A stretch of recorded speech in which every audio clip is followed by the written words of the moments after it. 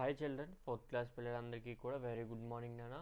చూడండి పిల్లలు, ఈరోజు మనము 4 and 5 క్వశ్చన్స్ చూద్దాం నాన్న. 1 to 3 క్వశ్చన్స్ మనం ఆల్రెడీ లాస్ట్ క్లాస్లో నేర్చుకున్నాం కదా.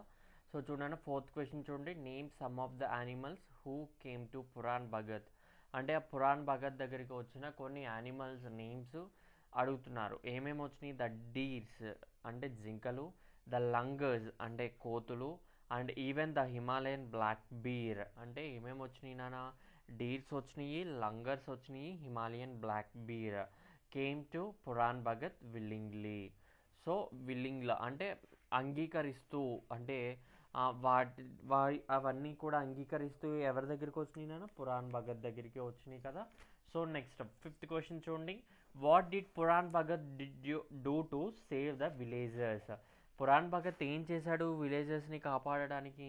Pooran Bhagat rush down in to the village with the animals and awaked every one. అంటే ఆయన దగ్గరకు వచ్చిన జంతువులన్నిటితో కూడా ఏం చేశాడు నాన్న?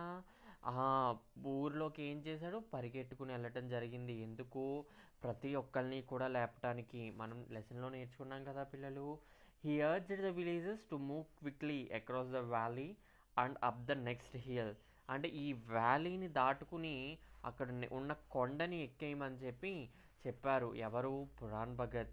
He shouted making sure that every one left before he followed. అంటే తను షౌట్ చేశాడు.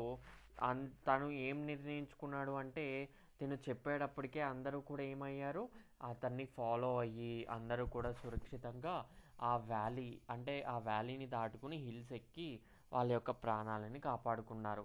సో ఈరోజు మీ వర్క్ ఏంటి అంటే 4 and 5 క్వశ్చన్స్ అయినా మీరు చదివి నీట్గా మీ నోట్స్లో రాస్తారని అనుకుంటూ ఈ వీడియోని ఇక్కడితో ఎండ్ చేస్తున్నాను. Thank you.